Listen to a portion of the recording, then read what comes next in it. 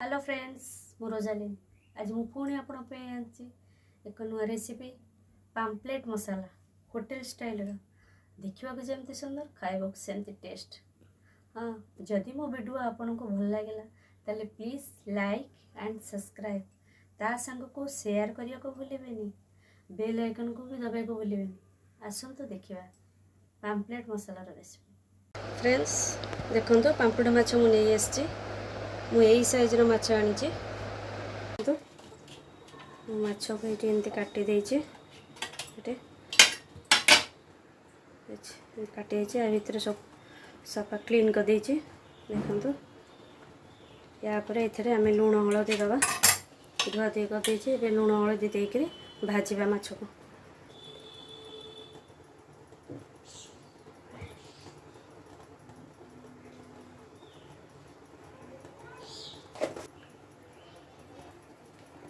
लुण पकईद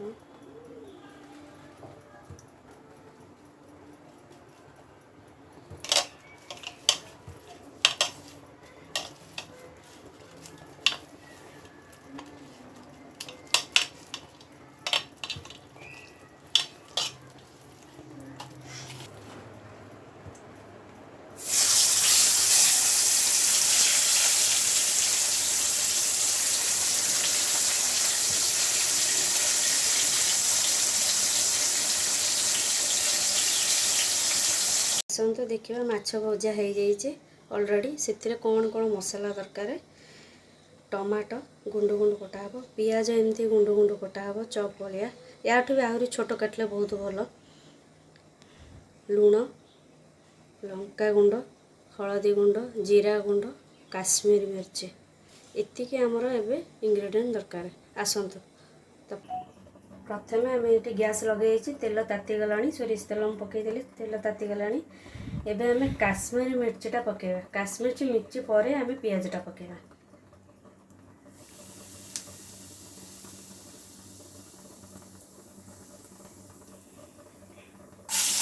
काश्मीरी मिर्ची आमर फास्ट पकईकी पियाज पकेबे पियाजर कलर आसो टमाटोटा आम लास्ट को पकेबा टिके मसला हो जाए टमाटो पकेबा। आउ गोटे कथा अदा रसुण पेस्ट मु अलरेडी बाटिकी रखी पियाज बेसी हेनी जस्ट टिके सेलो फ्राए हम देखो केमती कलर हो पियाजटा एमती हम बेसी आमर गोल्डन ब्राउन हेनी आम जस्ट पड़ो बास से पियाज हो गलानी एबे अदा रसुण पेस्ट आम पकेबा। देखो अदा रसुण पेस्ट मु ऑलरेडी ग्राइंडिंग करके रखी देखो ये चामुचे मु पकईली आउ अधा एतिकी पड़ो आमर अदा रसुण पेस्ट ता संग को आम हलदी लंका गुंड आ लुण एगुड़ा पकईदबा।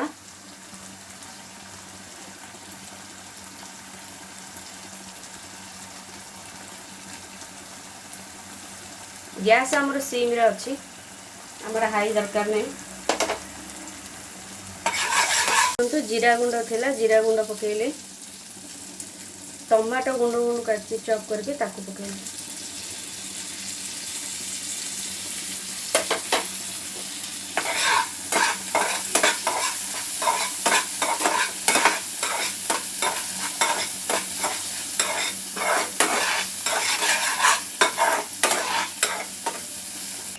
देखो टिके पानी आम दबा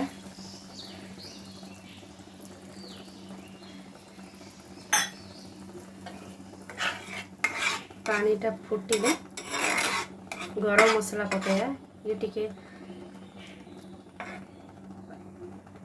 गरम मसला पकेला पर माछटा पकेबा। देखो गरम मसला आम पकेया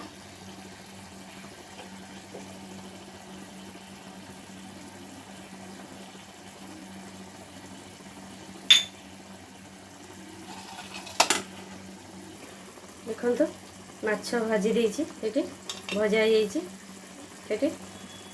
आम ये पकेबा।